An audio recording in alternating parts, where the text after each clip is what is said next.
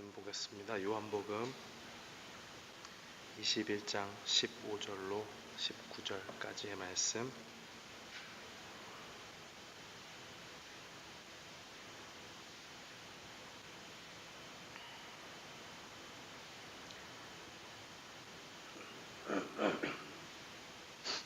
신약성경 요한복음 21장 15절로 19절까지의 말씀.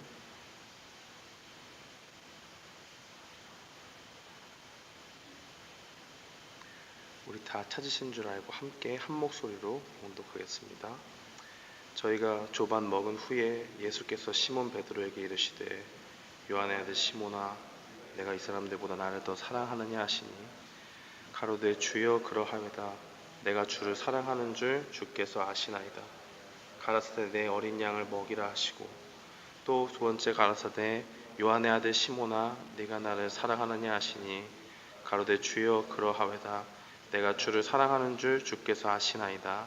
가라사대 내 양을 치라 하시고 세 번째 가라사대 요한의 아들 시몬아 내가 나를 사랑하느냐 하시니 주께서 세 번째 네가 나를 사랑하느냐 하시므로 베드로가 근심하여 가로되 주여 모든 것을 아시오매 내가 주를 사랑하는 줄을 주께서 아시나이다. 예수께서 가라사대 내 양을 먹이라. 내가 진실로 진실로 내게 이르노니 젊어서는 내가 스스로 띠띠고 원하는 곳으로 다녔거니와 늙어서는 내 발을 벌리리니 남이 내게 띠띠우고 원치 아니하는 곳으로 데려가리라. 이 말씀을 하심은 베드로가 어떠한 죽음으로 하나님께 영광을 돌릴 것을 가리키심이로라. 이 말씀을 하시고 베드로에게 이르시되 나를 따르라 하시니. 아멘. 저는 본문 말씀 요한복음 21장 15절로 19절 말씀을 통해서 우리를 찾아오시는 예수님이라는 제목으로 주의 말씀을 선포하겠습니다. 오늘 본문은 예수님께서 부활하신 이후에 디베랴 바다, 우리가 잘 알고 있는 소위 갈릴리 호수라고 하는 그런 곳에서 제자들에게 예수님이 부활하신 후에 나타나신 그런 때에 일어났던 일입니다. 당시에 그곳에 있던 제자들은 예수님이 부활하신 것을 몰랐습니다. 그래서 그들은 예수님을 만나기 전에 해왔던 일, 예전에 했던 일들, 바로 어부의 일이죠. 그 일을 하고 있었습니다. 베드로가 앞장을 섰고 주변에 있는 다른 제자들도 베드로가 하겠다고 하니 같이 힘을 합쳐서 그 일로 돌아갑니다. 그런데 그 일로 돌아갈 때 문제가 생겼습니다. 익숙했었고 한동안 떠나 있었지만 그래도 늘 가장 잘한다고 생각했던 것에 진력을 다했는데 밤새도록 잡은 것이 하나도 없었지요. 그래서 예수님은 그러한 허망함에 빠져있던 제자들에게 나타나셨습니다. 그 다음날 새벽에 나타나셨고 제자들은 밤새 애를 썼지만 얻은 것이 하나도 없었습니다. 예수님은 그들에게 물었습니다. 어떻게 잡은 고기가 있느냐? 그때는 예수님인지 몰랐죠. 그런데 그들은 대답하기를 한 마리도 못 잡았다 그렇게 이야기합니다. 그때 예수님이 말씀하시죠. 그물을 배 오른편에 던지라 그리하면 얻으리라 라고 요한복음 21장 6절에 그렇게 말하고 있습니다. 예수님의 말씀에 순종하자 그 텅 빈 그물은 물고기로 가득 차는 역사가 일어났습니다. 그때 사도 요한은 그 말씀하신 분이 예수님인 걸 드디어 깨닫게 됩니다. 그리고 가서 시몬 베드로에게 이야기하죠. 야, 주님이다. 이후에 예수님은 제자들에게 와서 아침을 먹자 하시고 직접 빵도 주시고 또 물고기도 나눠주셨습니다. 그러나 그 중에 누구도 예수님께 누구십니까? 라고 묻는 사람이 없었습니다. 왜냐하면 이미 모두가 예수님인 줄을 알고 있었기 때문에 그렇습니다. 누가복음 5장 5절에 보면 예수님은 방금 이야기한 이 요한복음 21장 전반부 1절에서 14절 내용과 비슷한 내용이 등장을 합니다.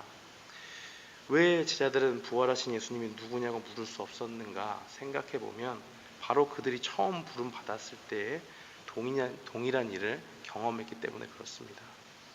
누가복음 5장 5절에 보면 베드로와 그리고 세베대의 두 아들인 야고보와 요한은 갈릴리 해변 근처에서 동일한 경험을 했습니다. 그들이 예수님을 만나고 따르게 된 것은 바로 그때의 일을 경험한 탓입니다.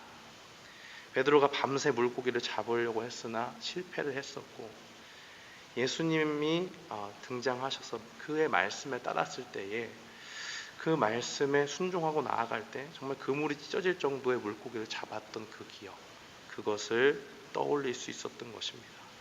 그 광경을 실제로 경험한 베드로, 또 야고보, 요한에게 예수님은 그들에게 말씀하셨죠. 너희가 이제는 물고기가 아니고 사람을 취하리라. 한마디로 얘기하면 사람을 낚는 어부로 너희를 삼겠다 라고 말씀하셨다는 겁니다. 예수님은 왜 이렇게 제자들에게 다시 나타나셨을까요? 이제 그들은 죽었던 예수님이 실제로 부활하신 그것을 봐야 되는데 그것을 아직 못 봤어요. 그런데 그들에게 다시 나타났습니다. 나타나셔서 무엇을 보여주시냐? 내가 너희들이 생각한 것처럼 죽음에 머물러 있지 않다. 내가 약속한 것처럼 너희보다 먼저 갈릴리에 왔고 내가 지금도 너희를 불렀던 그때와 같이 동일하게 큰 권능을 가지고 너희 앞에 주로 서 있다라는 것을 예수님은 보여주고 계십니다.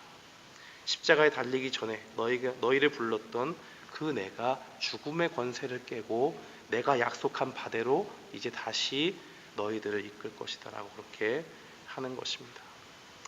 이것을 제자들에게 친히 보여주시려고 예수님께서는 제자들에게 나타나셨다고 볼 수 있습니다. 예수님을 쫓아다니던 제자들에게 예수님의 죽음은 그야말로 절망이었습니다. 그들은 온 힘을 다해서 예수님을 쫓았고 예수님이 뭔가를 해낼 수 있을 거라는 그 확신을 가지고 나아갔습니다. 그러나 이제는 부활하신 예수님을 만나기 전에는 죽음 가운데 있는 예수님을 보았고 그 일로 다 흩어지고 이제는 하던 일로 돌아갔습니다. 심신은 지쳐있고 그나마 잘하던 어부의 일도 성과가 없게 된 그 하루를 보내니 그들이 겪었을 심정은 정말 잔인하리만큼 비참한 것입니다. 그러나 예수님이 그때 나타나셔서 건재함을 나타내시고 다시 살아내신 예수님을 제자들은 보고 있습니다. 특별히 그 중에서도 오늘은 시몬 베드로 이야기를 하려고 합니다. 베드로가 누구입니까? 어떤 사람입니까? 그는 예수님을 그리스도시요 하나님의 아들이라고 고백을 했던 사람이죠. 이 대답으로 예수님께서 야, 네가 복이 있다. 너한테 이걸 알게 해준 거는 네가 아니고 하나님 아버지다 하는 소리를 들었습니다. 그러다가도 조금 있다가 예수님께서 십자가에 달려서 그 사명을 다하실 것을 이야기하는 것을 듣자 절대 안 된다고 막다가 사단 소리도 듣고 다소 좀 앞뒤가 맞지 않는 그런 일들을 경험하기도 했죠. 또 성만찬이 있었던 그때에 예수님이 이제 제자들의 발을 씻겨줄 때 절대로 주님 내 발을 씻을 수가 없습니다 라고 그렇게 이야기했다가 예수님이 내가 너희 발을 씻기지 아니하면 너와 내가 아무 상관이 없다 라고 하니까 또 금세 발 말고 온 몸도 다 씻어주십시오 라고 한 참 이 우직하면서도 때로는 경솔하지만 예수님을 참 사랑했던 그러한 성품의 소유자였던 것입니다. 그러나 무엇보다도 오늘 본문과 관련해서 눈여겨볼 이 베드로의 행적은 바로 예수님을 부인했던 그 사건을 빼놓을 수가 없습니다.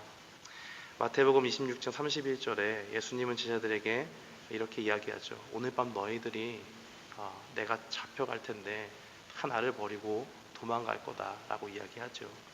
그때에 유독 베드로가 이렇게 이야기합니다. 마태복음 26장 33절에 보면 베드로가 대답하여 가로되 다 주를 버릴지라도 나는 언제든지 버리지 않겠습니다 라고 그렇게 이야기합니다. 예수님이 바로 말 끝나기가 무섭게 말씀하세요. 내가 진실로 내게 이르노니 오늘 밤 닭 울기 전에 네가 3번 나를 부인하리라. 그러나 또 이 베드로가 바로 또 이야기해요. 내가 주와 함께 죽을지언정 주를 부인하지 않겠나이다 하고 그걸 듣고 있으니까 다른 제자들도 뭐 가만히 있을 수 없잖아요. 그러니까 모든 제자도 베드로를 따라서 그렇게 이야기하는 장면이 성경에 나와 있습니다. 얼마나 비장하고 마치 용맹스러운 장수같이 단언하면서 나가는 모습입니까? 그런데 예수님의 말씀대로 참으로 안타깝게도 이 비장함은 얼마 가지 못했습니다. 모든 제자들이 정말 그날 밤에 예수님이 잡혀갔을 때 다 도망가고요. 그렇게 호언장담하고 내가 죽을지언정 주를 부인하지 않겠다고 했던 베드로도 그 중에 하나로 있었습니다. 그리고 마태복음은 그 베드로가 예수님을 부인한 사건을 자세히 기록을 하고 있지요. 마태복음 26장 69절로 75절은 베드로가 예수님의 말씀대로 3번 부인했던 그 사건을 기록하고 있습니다. 예수님이 신문을 받고 사람들이 조롱을 당하고 있을 때 종의 신분으로 있던 그 여자아이 하나가 베드로를 봤어요. 그리고 베드로를 보면서 당신도 나사렛 예수와 함께 있던 사람이 아닙니까? 라고 그렇게 이야기합니다. 베드로의 마음엔 큰 부담이 됐겠죠. 왜냐하면 눈앞에 벌어지고 있는 것은 죄가 있느냐 없느냐의 문제가 아니고요. 이미 예수님께서 정죄를 받으시고 돌로 치는 건 아니지만 사람들한테 구타를 당하고 있었고요. 그 다음에 조롱을 당하고 있었습니다. 이건 뭐 같이 동반으로 들어가면 바로 자기도 험한 꼴 당하니까 베드로가 이야기하죠. 모든 사람들한테 무슨 말 하는지 모르겠다 하면서 쓱 빠져요. 이게 바로 첫 번째 부인입니다. 그런데 베드로가 위기를 겨우 넘기나 했더니 이 앞문으로 이렇게 싹 나가자마자 또 여종이 와가지고 이야기합니다. 똑같은 얘기를 해요. 근데 당신도 나사렛 예수와 함께 있던 사람이 아닙니까? 그러니까 베드로가 이번에는 좀 더 세게 해야 되잖아요. 부인을. 그러니까 맹세하면서 그런 일이 절대 없다라고 하면서 예수님을 이제 아예 모른다고 딱 단언해버립니다. 그리고 나서 마지막 3번째로 거기에 있던 사람들이 가만히 들어보니까 베드로의 말투가 예수님과 한패임을 증명하는 것 같아요. 그래서 야, 네가 말투를 보니까 예수님이랑 같은 그 그룹에 있던 사람 아니냐라고 이야기하니까 이 베드로가 이제는 저주하면서 부인을 합니다. 내가 진짜 아는 자라면 내가 저주를 받아 마땅하다 하는 식으로 그렇게 이야기하죠. 그러고 나서는 예수님이 말씀하셨던 그 닭 우는 소리가 베드로에게 울리는 거예요. 예수님의 닭 울기 전 네가 3번 나를 부인하리라 라는 그 말씀이 생각나서 베드로는 그 괴로움을 이기지 못하고 심히 통곡을 했다라고 이야기합니다. 그러니까 예수님께 절대 충성을 다짐했던 베드로가 이제는 예수님이 조롱당하고 있을 때에 정말 누구보다도 도움이 필요했던 그 시기에 그 목숨과도 바꾸지 않겠다고 이야기했던 그 베드로가 이제는 주님을 모른다고 하고 부인하고 맹세하면서 저주하고 있는 정말 그러한 실패한 제자로서의 그 모습으로 나타나 있는 것을 우리는 성경을 통해 봅니다. 근데 저는 오늘 말씀을 준비하면서 상당한 괴로움을 느꼈던 것이 이게 나의 모습이구나 하는 생각이 들어서였어요. 베드로의 실패를 보면서 마치 제 자신의 그 실패를 보는 것 같아요. 말씀을 듣고 말씀을 읽고 정말 결단을 하고 내가 이번에 나가면 정말 하나님 말씀대로 살아야지, 예수님처럼 본받으면 살아야, 예수님 모습 본받으며 살아야지 하면서 나가요.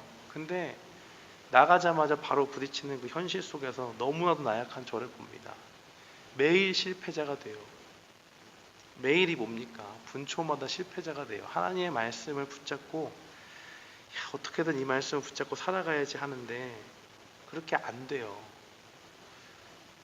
예전에 이 말씀을 읽었을 때 단순히 그 생각을 했습니다. 난 그래도 부인은 안 하지. 어디 가서 예수 믿는다고는 하지. 근데 뭐예요? 삶에서 부인하고 있는 제 자신을 보게 되는 거예요. 이 말씀을 준비하면서 제가 그래서 참으로 두려웠습니다. 내가 이거를 선포할 자격이 있는가? 베드로가 마치 저처럼 느껴졌어요. 우리도 마찬가지잖아요. 대부분 주일날 말씀을 통해서 힘을 얻고 은혜를 크게 받고 이제 세상으로 나가면 하나님 말씀대로 살 수 있고 뭐든지 변화시킬 수 있고 하겠다 하는데 나가서 보면 어떻게 됩니까? 몇 분만 지나면 또 부부끼리 싸우기도 하고 언성이 높아지기도 하고 뭐 도로에서 험한 차 보면 이렇게 욱하는 성질이 나오기도 하고 그러잖아요. 베드로 같은 자신감이 넘쳐요. 예수님과 함께 있을 때는 당장이라도 내가 기도하면 세상이 바뀔 수 있을 것만 같은 담대함이 생깁니다. 오늘 은혜 받은 말씀으로 내가 가면요 주변에 방황하던 영혼들 날 보고 돌아올 것 같아요. 내 말씀 받았으니까. 그 영혼들한테 복음을 전하면요 막 성령이 하늘부터 임해가지고 그 사람이 변화되고 막 주님 앞에 돌아올 것 같은데 그게 문제가 아니고 내가 그 사람 만나러 가다가 넘어지는 나를 보게 되는 거예요. 그런데 정말 이 효과가 오래 지속되지 않는다는 거 저보다 더 신앙생활 오래 하신 분들 훨씬 더 잘 알리라 믿습니다. 예수님이 베드로에게도 얘기했죠. 절대 부인 안 하겠습니다. 오늘 뭐라고요? 며칠 뒤가 아니고요. 일주일 뒤가 아니고요. 오늘 네가 나를 닭이 울기 전에 3번 부인한다라고 그렇게 이야기하는 거예요. 금방 나를 부인할 것이다라고 그렇게 얘기했습니다. 이런 은혜를 받고 정말 그 은혜가 쉽게 사라지는 것, 내가 그렇게 살아내지 못하는 것을 보면 정말 그럴 때 낙담이 더 크게 오는 것 같아요. 차라리 그런 기대와 자신감이 없이 아니 뭐 연약하니까 그렇지 이렇게 되면 상관없는데 나는 할 수 있다, 정말 하나님 말씀 받았다라고 하면서 나가는데 자신 있었거든요. 은혜 받았었거든요. 근데 거기서 넘어지니까 더 큰 낙담으로 빠지는 거예요. 베드로가 이런 심정이었던 것 같아요. 다른 제자들도 봤잖아요. 내가 어떻게 얘기했는지. 그리고 자긴 자신이 있었거든요. 베드로는요 보통 사람이 아니죠. 예수님과 공생애를 같이 하면서 뭐 했습니까? 먹고요 자고요 붙어 다니면서 기적 볼 거 다 보고요. 심지어는 베드로와 야고보와 요한 이 3명은 예수님이 특별히 사랑하시는 제자여서 그 변화산에서 변화하는 모습도 보고 다른 제자들 올라오지 말라고 그랬어요. 이런 것들도 경험했는데 누구보다도 예수님께서 베푸신 기적도 많이 받고 했는데 그런 거 이렇게 힘없이 무너질 줄 누가 알았습니까? 예수님 빼고는 아무도 몰랐습니다. 이렇게 베드로가 연약하고 한 것처럼 우리도 그와 같은 연약함 가운데 놓여 있는 사람들입니다. 그러나 오늘 본문에서 우리는 정말 큰 위로를 얻습니다. 왜 그렇습니까? 부활의 주님께서 정말 불가능을 가능케 하셔서 물고기를 잡도록 해주셨잖아요. 오늘 본문 앞에. 그리고 예수님이 우리를 처음 부르신 바로 그분이시라는 걸 보여주시고 자기를 부인했고 자기를 저주했던 베드로에게 찾아와 주시는 것만으로도 참 그 자체로도 은혜인 것 같아요. 얼마 전에 이렇게 TV를 보는데 옛날에 그 축구 감독하신 분 중에 차범근 감독님이라고 있지 않습니까? 근데 그분이 98년도에 월드컵 예선을 잘 치르고 월드컵 본선에서 중간에 경질이 돼요. 왜냐하면 이제 멕시코 전에서 그 하석주라고 하는 그 선수가 한 골을 넣어서 이기고 있었거든요. 그래서 아마 월드컵 역사상 처음으로 대한민국이 선취골을 넣은 경기인 걸로 알고 있어요.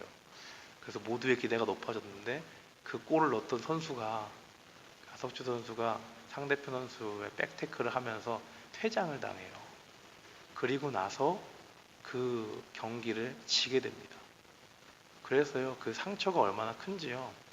이 하석주 선수가 그 다음부터 단 한 번도 몇십 년 동안 아니겠죠. 단 한 번도 그 감독님을 본 적이 없어요. 그리고 나중에 와서 만나서 하는 얘기가 그 자리가 마련돼서 TV에 나와서 만났는데 하는 얘기가 절대로 내가 볼 수가 없더라. 너무 미안해서, 너무 죄송해서 그러한 심정을 가지고 계속해서 살아간 거예요. 자신이 없었대요. 왜요? 나 때문에 진 것 같으니까. 내가 그 사람한테 너무 큰 짐을 지웠고 나 때문에 경질되고 막 이러니까 너무 큰 마음의 짐이 있었대요. 주변 사람들이 같이 가주겠다고 했대요. 그런데도 못 만나겠대요. 너무 그 가치 커서. 베드로의 마음도 또 우리의 연약함 때문에 우리가 자주 넘어질 때 주님 앞에 있는 우리의 모습도 그런 마음인 것 같아요. 우리가 자주 하는 말 있잖아요. 어떻게 저 같은 이 버러지 같은 인생을 하나님께서 구하셨습니까? 하는 것 자체가 버러지 같은 인생인데요. 예수님께서도 우리에게 마찬가지예요. 우리가 실패하고 넘어졌을 때 우리를 가만히 놔두질 않습니다. 베드로를 찾아가셨던 그 주님이 오늘 우리에게 찾아오십니다. 절대로 우리를 그 좌절과 실망의 자리에 버려두지 않으세요. 오늘 우리 찬양했듯이 상한 갈대를 꺾지 않습니다. 예수님은 오늘 본문에서 실패자 베드로를 찾아오셨습니다. 이 지쳐있는 영혼, 또 심적으로도 그렇고 육적으로도 지쳐있는 영혼을 다시 회복시키고자 오셨습니다. 그래서 나타나셔서 물고기 잡는 것도 도와주고 자기가 빵도 갖다 주고 고기도 주고 말을 못하고 다들 쭈뼛쭈뼛 하니까 먼저 와서 먹자, 아침 먹자라고 하는 그 말씀을 하시는 걸 봅니다.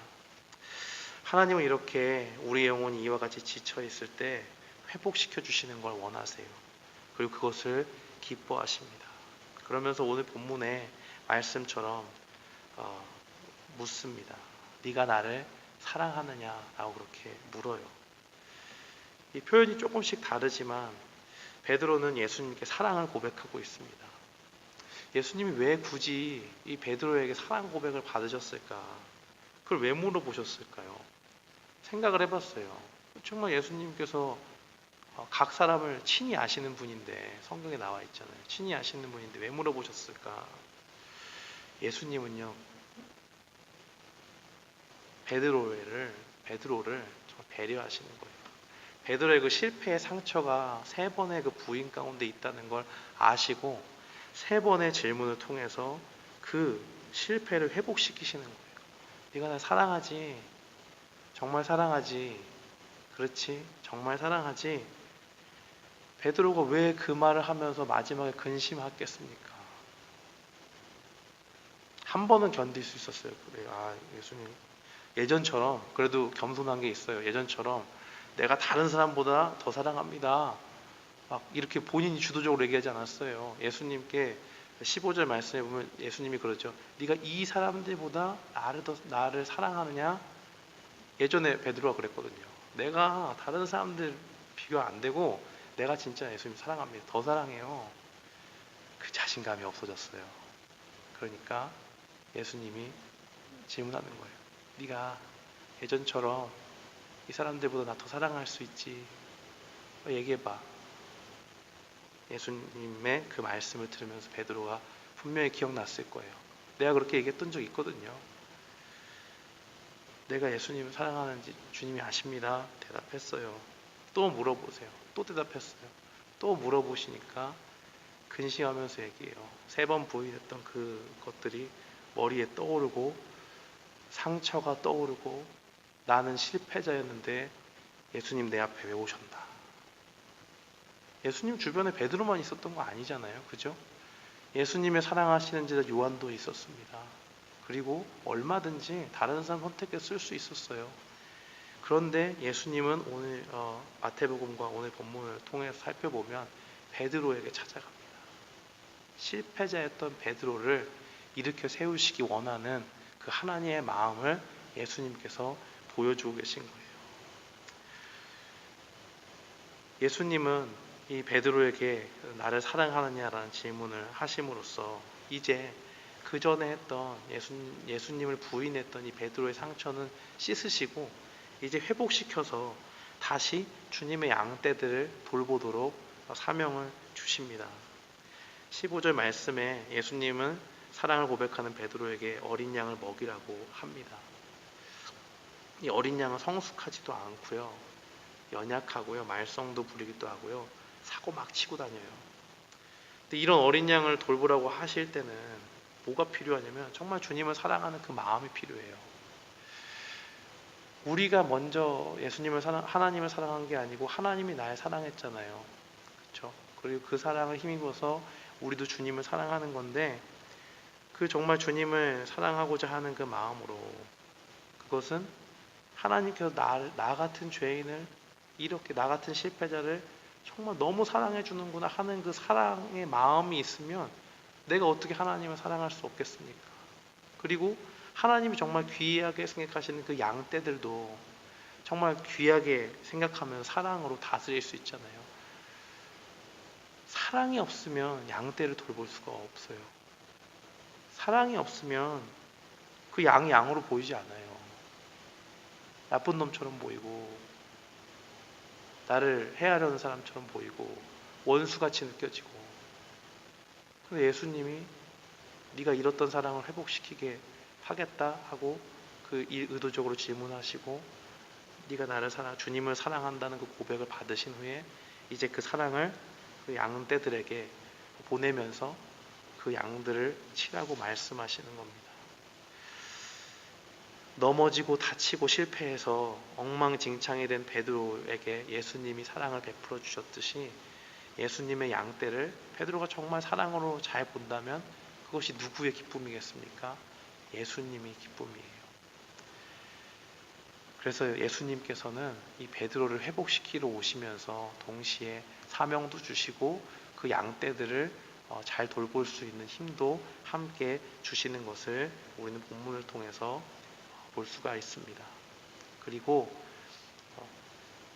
그 양떼를 잘 돌보게 할 뿐만 아니라 정말 그 베드로의 인생이 실패자였어서 정말 비참함 가운데 죽을 수 있었는데 오늘 찾아가 주시고 회복시켜줌을 통해서 그의 죽음까지도 하나님께 영광이 되도록 그렇게 만들어 주셨어요. 그것을 약속하시는 것. 그리고 예수님 마지막으로 말씀하시죠. 나를 따르라 라고 그렇게 이야기하십니다.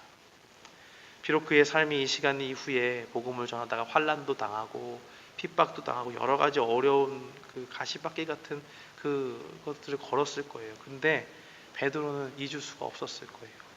주님이 나를 실패자였는데 사랑하심으로 회복시켜 주시고 그 길을 잘 걸어갈 수 있는 힘도 주셨다는 것을 분명히 믿고 갈 수 있었습니다.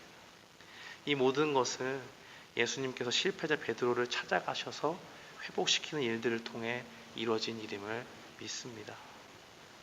사랑하는 성도 여러분, 잠시 실패의 자리에 계십니까? 낙심하는 마음 가운데 계십니까? 오늘 이 밤에 우리가 기억했으면 좋겠어요. 주님이 우리를 사랑하십니다.